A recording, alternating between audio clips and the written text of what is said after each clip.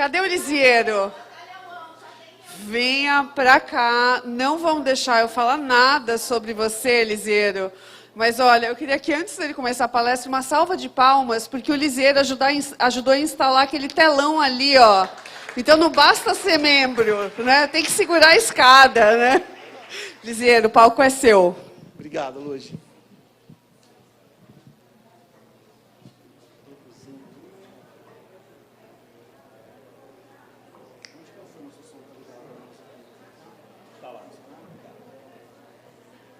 Posso ajudar a começar aqui?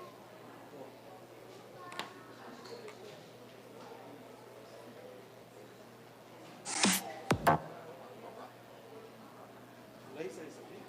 É. Não é. É laser virtual. Põe na tela lá. O do meio ele aponta para frente e o de baixo para trás. É seu.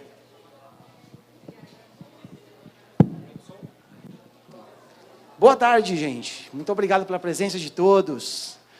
Minha palestra chama O Mundo Como Você Nunca Viu. Eu sei que é um título pretensioso. Espero que vocês gostem das imagens que eu vou mostrar para vocês. E desperte a curiosidade em todos.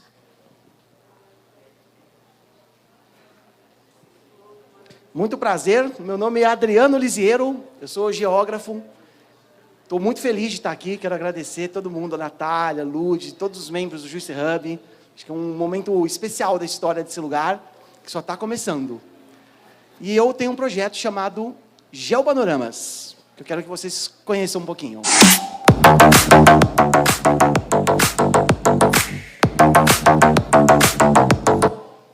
No Geopanoramas eu compartilho paisagens explicadas com imagens aéreas, com o propósito de ampliar a visão de mundo das pessoas.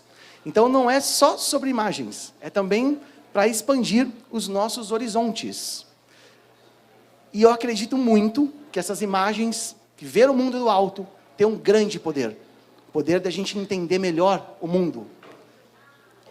Esse lugar, para mim, simboliza bastante o que eu faço e o que eu quero falar com vocês hoje. Essa ilha chama Balgenac, fica no Mar Adriático. E a gente percebe que quando a gente vê de pertinho esse lugar, são só linhas que dividem um terreno do outro. Mas quando a gente vê de cima, a perspectiva muda e o entendimento do lugar também muda. Parece uma digital. E eu faço esse trabalho com imagens aéreas porque eu quero mostrar como que o ser humano transforma e deixa suas marcas na paisagem. Todas as nossas ações produzem paisagens. E a melhor maneira de eu explicar isso para vocês é a sensação que os astronautas tiveram quando olharam tudo o que eles conhecem do planeta Terra, toda a existência, todos os amores, as frustrações, tudo o que ele conhece na sua vida, sob os seus pés. Você imagina quando isso aconteceu na década de 1970, com as missões Apollo, e hoje que a gente tem a oportunidade de ver o mundo, ver as imagens de satélite, com as tecnologias que a gente tem. Isso muda tanto o nosso modo de pensar, que existe uma mudança cognitiva, chamada efeito overview, ou efeito da visão em geral. Quando a gente vê o planeta dessa forma, do espaço, a gente muda a nossa compreensão sobre o que é o mundo, e entende que as paisagens, as coisas estão interligadas. Imaginem vocês se a gente tivesse a oportunidade de viajar para o espaço e ver o planeta dessa forma. Será que ao ver mais, a gente é capaz de compreender mais o mundo? Pelo que eu falei, provavelmente sim, mas eu quero problematizar isso com vocês agora. Não é tão simples assim a resposta. Quando a gente olha uma imagem como essa, a gente fica com mais perguntas do que respostas, não é verdade? O que será que é esse lugar? Onde será que ele fica? E quando eu publico isso lá no meu Instagram, no Geopanoramas, a primeira pergunta que me fazem é: onde fica? E onde fica não responde as coisas. Eu posso dizer para vocês onde fica esse lugar. Fica na Argentina, a 600 quilômetros de Buenos Aires, e ele chama Epecuén. É uma vila que está em ruínas, mas nem sempre ela esteve desse jeito. Essa vila era um lugar turístico, onde 25 mil turistas por ano frequentavam esse balneário. Só que o que aconteceu foi o seguinte: por que ele está em ruínas hoje? Esse lago era muito procurado pelos turistas e ele acabou secando. esse azulzinho aqui, ó, até esqueci que tinha isso aqui, ó. Ele acabou, tem épocas secas no mundo, o mundo vive em ciclos. E nesses ciclos o lago acabou retraindo bastante. E ficou longe dos hotéis, da infraestrutura turística dos locais. É claro que os investidores desse local não queriam que isso acontecesse. E aí eles criaram um canal para trazer água de outro lugar para esse lago. Deu certo. Esse lugar, na década de 1980, era super famoso. Só que em 1985, acabou a seca. Começou a chover demais. O lago foi reconstituído. Só que a água trazida de outra região chegou também. O que aconteceu? O lago extrapolou a sua área natural e invadiu a cidade. E não foi da noite para o dia, mas foi bem rápido. As pessoas tiveram que sair, pegaram todas as suas coisas e foram embora. A cidade ficou 7 metros embaixo de água, durante muitos anos. Desde a década de 1980 até os anos 2000. Só nos anos 2000, que um novo período de seca começou, o lago retraiu e as ruínas ficaram expostas. Dá para visitar esse lugar na Argentina, um dia que vocês foram para lá, é bem interessante. Mas é um exemplo de como as nossas ações produzem paisagens, por menor que elas sejam. É isso que eu quero mostrar para vocês hoje.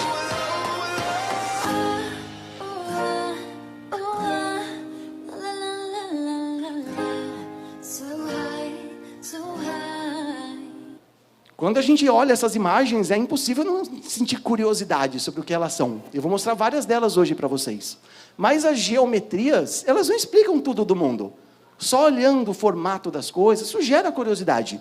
O que precisa, além das geometrias, é a gente entender a geografia dos lugares.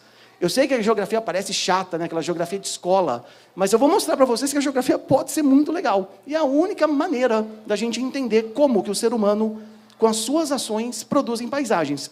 É essa a proposta da minha palestra hoje. A primeira coisa que eu preciso dizer para vocês e contar é que nós não estamos no espaço. Nós somos o espaço geográfico. Simplesmente isso. É uma mudança de concepção que muda a nossa maneira de pensar sobre o mundo. E um exemplo muito bom sobre isso é a pecuária.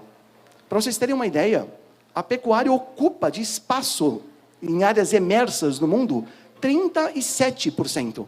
A gente acha que as cidades ocupam muito espaço, não é verdade? Porque a gente vive em cidades. Nas áreas emersas do mundo, as cidades todas juntas ocupam 1%. 1%. E a pecuária ocupa 37% de superfície. É muita coisa, não é verdade? Se a gente consome carne regularmente, a gente também está incentivando esse tipo de paisagem. A pecuária hoje, eu como carne, mas pouco. Só para deixar isso claro, não estou defendendo nenhum tipo de estilo de vida aqui, até porque nem tenho esse conhecimento, mas a pecuária hoje é o maior problema ambiental do mundo. Mais do que combustível fóssil, petróleo, carvão, porque ela cria desmatamento, queimadas, muda o clima. E olhando essa paisagem fica muito claro. Vocês estão conseguindo perceber que esse lago aqui é vermelho? Dá para anotar isso daí? Quando eu olhei essa paisagem, eu tomei um susto. Falei, cara, será que é sangue? Cada pontinho desse aqui, ó, é gado. Cada pontinho dessa paisagem. Eu falei, cara, será que isso é sangue? Mas não é, não. É um lago que, pelo esterco bovino que é gerado aí, essa paisagem fica nos Estados Unidos, no Texas, modifica a água desse lago e causa uma proliferação de algas, que deixa a água vermelha. Mas assusta, não é verdade? Um outro exemplo que eu quero trazer para vocês sobre como as nossas ações produzem um espaço é que, acreditem, tem tanto carro no mundo que até nos desertos tem carro. Esse é um deserto lá na Califórnia, nos Estados Unidos. Um lugar que chama Victorville.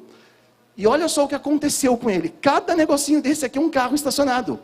Por que será que as pessoas estão estacionando o carro no deserto, numa área remota? Simples. A Volkswagen produziu vários modelos de carro e disse que esses modelos não eram poluentes.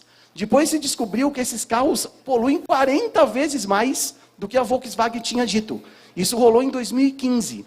Isso foi um escândalo mundial. E a Volkswagen teve que fazer o recall desses carros, 500 mil carros, só isso, no mundo inteiro, 500 mil carros. E eles não tinham onde estacionar esses carros. O único lugar que tinha, que eles acharam barato, né, de fazer essa logística, é nesse lugar, porque até tem algumas pistas de avião aqui para trazer peças, e é um lugar também que é um cemitério de aviões.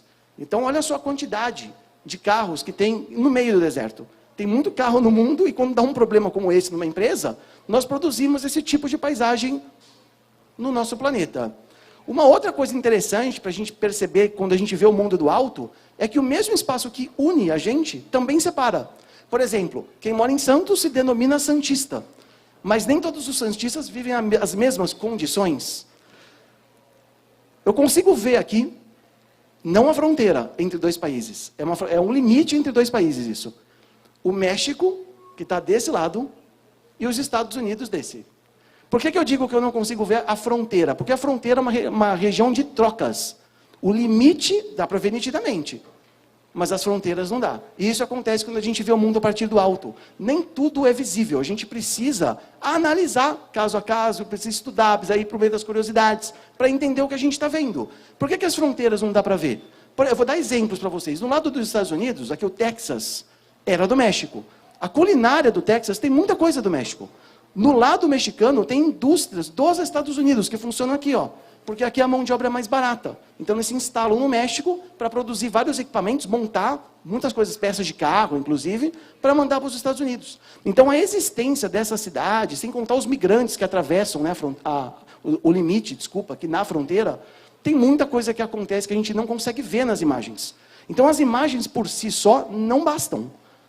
Essa é uma imagem da nossa região. Fiz questão de trazer muitas imagens aqui da região da Baixada Santista. Fica no Parque Enseada, no Guarujá. De um lado, a gente vê uma área bastante empobrecida, e do outro lado, pessoas vivendo condições melhores de vida. Quando eu publiquei essa imagem no Instagram, muita gente falou, pô, Adriano, mas eu conheço essa região, e essa galera aqui não é rica. Mas não foi isso que eu disse. Nós vivemos num dos países mais desiguais do mundo, o Brasil. O Brasil é um dos 10 países mais desiguais do mundo. E quando eu falo que um país é desigual, eu não preciso ser rico para ser diferente da maioria da população que é pobre. Para vocês terem uma ideia, dados do IBGE, 4,1% da população brasileira ganha mais do que 5 salários mínimos. Só 4,1%. Ou seja, é essa diferença que eu estou vendo aqui na imagem. É justamente essa. Não precisa ser muito rico para você ter essa diferença na paisagem brasileira. E um outro dado interessante, 30% da população brasileira ganha até meio salário mínimo. Então é muita gente empobrecida no nosso país. Eu tinha um professor na faculdade que falava que a gente que vive no Sudeste não conhece o Brasil. Porque o Brasil profundo tem muita pobreza, muita coisa que a gente não conhece. Conheci o paraíso e eu conheço o inferno. Vi Jesus de calça bege e o diabo vestido de terno. No mundo moderno, as pessoas não se falam. Ao contrário, se calam, se pisam, se traem, se matam, embaralham. As cartas da inveja e da traição. Copa, ouro e uma espada na mão. O que é bom é pra si e o que sobra é do outro. Que nem o sol que aquece, mas também apodrece o esgoto. É muito louco olhar as pessoas, a atitude do mal. Racionais MC dizem tudo sobre o que eu quero falar sobre essa paisagem.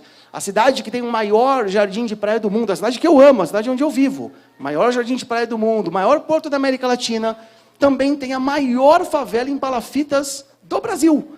Estou falando do Dique da Vila Gilda, de São Manuel, fica em Santos, tá? Isso aqui que eu estou mostrando para vocês é em Santos. Se vocês pesquisarem no Google, vocês vão ver projetos da prefeitura para reurbanizar essa região, tem vários projetos interessantes, mas num país tão desigual, a contradição se instala. E ela é visível, muito visível a partir do alto.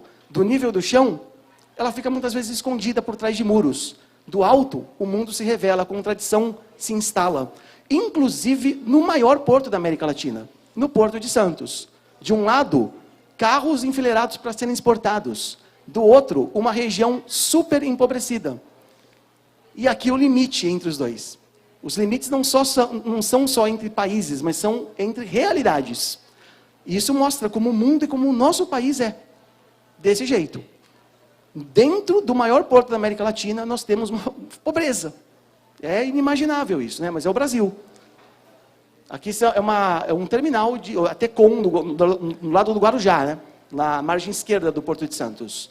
Uma outra coisa interessante quando a gente vê o mundo do alto é que a gente percebe que a paisagem muda para acompanhar a transformação da humanidade. E esse exemplo que eu quero trazer para vocês, da cidade do México, que é a 5ª maior cidade do mundo, que foi erguida num lugar com muitos vulcões, que vocês estão vendo aqui, é tudo vulcão. Extinto, não está mais em atividade os que estão perto da cidade. E a cidade do México foi construída num lugar que era um grande lago. E para construir essa cidade, a gente teve que drenar essa região. A gente não, as pessoas tiveram que drenar essa água. inclusive a água debaixo do solo. A cidade do México aprofunda 50 centímetros por ano. Ela vai para baixo. O que acontece aqui na nossa orla de Santos, que os prédios são tortos, lá é muito pior. Lá tem muitas casas, prédios ruindo por conta disso. Por quê? Porque para erguer essa cidade toda, a gente teve que transformar a paisagem, para acompanhar essa população gigante que mora nesse território. A Arábia Saudita, o deserto da Arábia Saudita é outro exemplo. Em pleno deserto, a agricultura, cada bolinha dessa que vocês estão vendo é uma área agrícola. Em pleno deserto da Arábia Saudita, nós temos agricultura irrigada. Cada bolinha dessa, no meio, tem um ponto de irrigação, que joga água para toda essa plantação aqui. Toda paisagem tem um lado bom e o lado ruim. Não existe só paisagem só negativa ou só positiva. No caso aqui, o positivo é a tecnologia. É o que salta aos nossos olhos. Nossa, quanta tecnologia a gente desenvolveu para conseguir plantar coisas no deserto. Mas, por outro lado, essa água vem do subsolo. Quase não chove no deserto. E a água que tem no deserto fica presa no subsolo, inclusive de climas antigos. Essas áreas de deserto hoje, no passado, poderiam ter chuva. E essa água ficou armazenada. E é essa água que a gente usa para irrigar. Qual o problema disso? Muitas pessoas que vivem no deserto usam essa água para sobreviver. Então a gente está irrigando coisas e está faltando água para as pessoas lá. E aí muita gente pergunta, tá, legal, mas as pessoas não vão morrer de sede, vão morrer de fome se a gente não plantar nada no deserto. Eu estou falando do país um dos países mais ricos em petróleo do mundo. Um dos países que tem mais dinheiro no mundo. E vocês vão concordar comigo que é mais fácil a gente comprar comida do que comprar água, não é verdade? A água é um recurso muito precioso. Outra coisa interessante, quando a gente vê o mundo a partir do alto, o momento passado, ele está morto como tempo, não como espaço. Aqui em Santos a gente vê várias casas antigas convivendo no espaço do presente. Essa paisagem na Bolívia, perto do salar do Uyuni, na Bolívia, é uma ferrovia abandonada. Dá para visitar, inclusive, é bem legal. Cada pontinho desse aqui é um trem jogado aqui. Há décadas, essa ferrovia está sem uso e os vagões estão sendo enferrujados.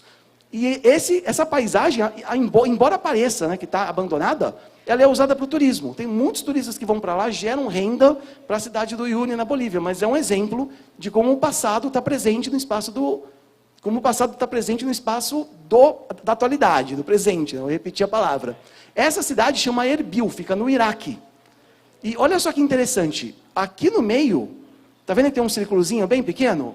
Essa cidadela é de 6.000 anos antes de Cristo. É uma das cidades mais antigas do mundo. E aí muita gente acha que aqui tem muros, né? A cidadela é murada. Mas esses círculos aqui, muita gente acha que é muro, e não é. Esses círculos, eles são demandas da atualidade. Na atualidade, a gente não precisa mais de muro para proteger a cidade. Mas a gente precisa de espaço de circulação, porque a gente tem muitos automóveis, as cidades cresceram. E aqui eu tenho avenidas em forma radial, em forma circular. Então essa paisagem é muito legal para a gente ver que as demandas do passado, do presente, modificam a paisagem. Se no passado eu tinha necessidade de construir muros, hoje eu tenho mais necessidade de construir avenidas. Inclusive em Santos, né? Quantas avenidas a gente reclama que não tem lugar para parar. E eu não poderia falar do mundo visto do alto sem falar que o mundo é cada vez mais artificial. A natureza vem sofrendo com isso, inclusive. Mais um exemplo da nossa região, Bertioga. Muita gente deve conhecer esse condomínio chamado Morada da Praia. Quando a gente vê ele do alto, é nítida a diferença do padrão de urbanização desse condomínio com o restante de Bertioga. Essa imagem é conhecida no mundo inteiro, gente, de tão gritante que ele é. A paisagem é denúncia. A paisagem é denúncia, a paisagem choca. E é chocante ver esse condomínio avançando em direção a um dos biomas mais biodiversos do mundo, que é a Mata Atlântica. E pior, esse condomínio construído na década de 1980, quase não tem árvores. Quem caminha aqui, no sol passa calor, não tem sombra de árvore. O que restou foram alguns fragmentos da natureza resistindo. E é interessante que eles queriam ir mais profundo, tá vendo? Só que eles não conseguiram. E olha só como a natureza consegue se regenerar. Aqui tem algumas ruazinhas que seriam construídas, mas a natureza dominou esse espaço. Muito legal, né? Ver essa questão, como a natureza vem resistindo mesmo aos nossos avanços. A agricultura é outro exemplo. 34% do território da superfície terrestre é agricultura. E quando a gente olha a China do alto, é incrível. A gente não consegue ver quase vegetação. Porque eles são o país mais populoso do mundo e precisam alimentar essas pessoas. E eles estão desesperados plantando coisas. Eles constroem cidades pequenas no espaço rural para fixar essas pessoas perto das plantações e facilitar o escoamento dessa produção. Mas o preço disso é a devastação da natureza. Dá para mentir com imagens aéreas. Eu posso mentir para vocês agora, falando que isso é uma área natural, desmatada, ou uma área de pecuária, que esse verdinho aqui é natureza. Não é isso, gente. Essa paisagem fica na Indonésia e é uma das áreas mais antigas de extração de petróleo no mundo. Vocês acreditam nisso?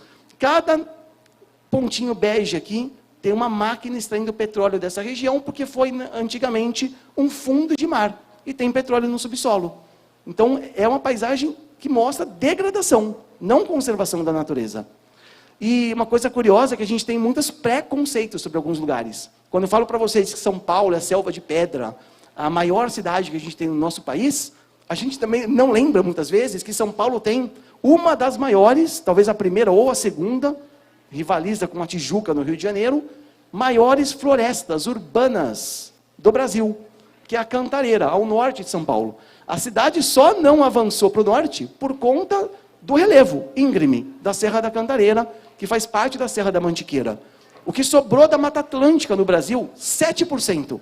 7% só de Mata Atlântica. E por que sobrou?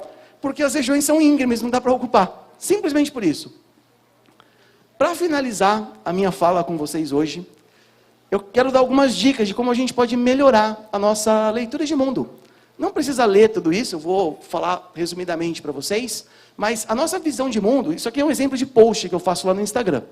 A nossa visão de mundo é muito moldada pelos lugares turísticos. Se eu falar o nome de qualquer país aqui, França, por exemplo, a primeira imagem que vem na cabeça de muitos de vocês, caso não conheçam bem o país, provavelmente é um lugar turístico, não é verdade? A nossa visão de mundo é modelada por esses lugares, mas a maior parte dos lugares do mundo não são turísticos e eles afetam mais as nossas vidas. Mais um exemplo aqui da nossa região. Eu não sei se vocês sabem da existência desse lugar, entre Santos e Cubatão, a água que passa aqui deságua na nossa praia, e aqui tem a chamada cava subaquática, onde o sedimento contaminado é jogado aqui dentro da água pela empresa Vale. Muita gente acha, Brumadinho, Mariana, né, absurdos que aconteceram. Nós temos uma cava aqui na água que passa e vai desaguar no estuário nas nossas praias aqui de Santos. Muita gente não sabe disso. Esse lugar não é turístico. Ninguém frequenta esse lugar porque é bonito. Do alto parece até bonito, mas não é um lugar turístico. E os lugares não turísticos formam a nossa visão de mundo e impactam mais a nossa vida. Outra coisa interessante é que muitos lugares são inacessíveis. Simplesmente não dá para ir nesses lugares. Esse é um exemplo. Mirny, na Rússia. Aqui eu tenho uma área de mineração de diamantes, então imagina a riqueza, né, desse lugar, gerada nesse lugar, e uma cidade à beira do precipício. E nenhum estrangeiro pode entrar aqui sem autorização. Como que a gente consegue saber da existência desses lugares? Como é viver num lugar desse? Pela tecnologia. Eu sou uma pessoa apaixonada pelo Google Earth. Todas as imagens que eu estou mostrando para vocês são do Google Earth, gente. Vocês acreditam? O Google Earth é uma ferramenta maravilhosa para a gente conhecer o mundo. Esse lugar, dá para ver do Google Earth também. Não é um lugar turístico, ele chama Porta do Inferno. Ele fica no Turcomenistão. A União Soviética, procurando petróleo, gás natural, começou a cavar o terreno e encontraram uma grande região. Aqui tem 70 metros de diâmetro. Esse grande buraco começou a emanar gás. Eles colocaram fogo para ver se o gás era combustível. Sabe há quanto tempo está pegando fogo nesse buraco? 50 anos. Ninguém consegue apagar. 50 anos pegando fogo. Qual é o problema disso? Tudo bem, só pegando fogo, é enfeite. Não. Esse gás aqui tem mudado o clima do planeta. Quando a gente fala em mudanças climáticas, tem as causadas pelo ser humano, mas também as dos vulcões, da natureza. Dá para falar que esse buraco é uma causa natural das mudanças climáticas? Não, quem botou fogo foi o ser humano. E quase ninguém conhece esse lugar. Não é verdade? Chama Porta do Inferno. Depois vocês podem pesquisar. Tem uma frase de um escritor que eu gosto muito, um escritor moçambicano chamado Mia Couto, no livro O Último Voo do Flamingo, que ele diz o seguinte: o mundo não é o que existe, mas o que acontece. A visão de mundo de todos nós é aquele mundo que a gente conhece e que faz acontecer nas nossas ideias. E um exemplo disso, esse lugar é, sinceramente, um dos mais bonitos que eu já vi no Google Earth. Eu adoro esse lugar. Ele fica na Somália, chama Luque, continente africano. E é muito interessante porque essa volta que o riozinho dá, ela simplesmente não existiria se essa cidade medieval não existisse. Por quê? Se eu não tivesse ocupação humana aqui, ó, o rio se juntaria um com o outro e continuaria o seu curso de forma mais retilínea. Isso aqui chama meandro. E esses meandros são abandonados naturalmente. Ele só não foi desde a época medieval porque tem ocupação humana aqui. E para a gente entender o mundo, não adianta só olhar paisagens, não adianta só isso. Antes de compreender essas coisas, a gente precisa se permitir contemplar as paisagens. E para finalizar minha fala com vocês, é esse convite que eu quero fazer. Que durante 3 minutos, vocês contemplem junto comigo esse lugar que é maravilhoso. E percebam, sintam coisas e pensem no que vocês aprenderam só contemplando uma paisagem.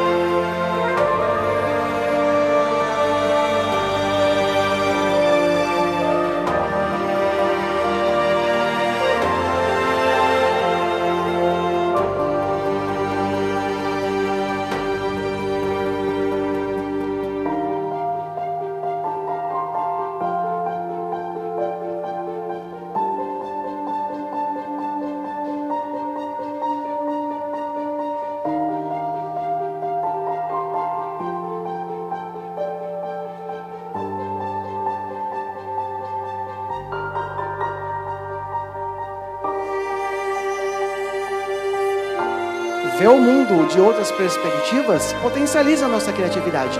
E pode ser uma forma de construir um mundo melhor. Muito obrigado pela presença de vocês. Nesse QR Code tem os meus contatos.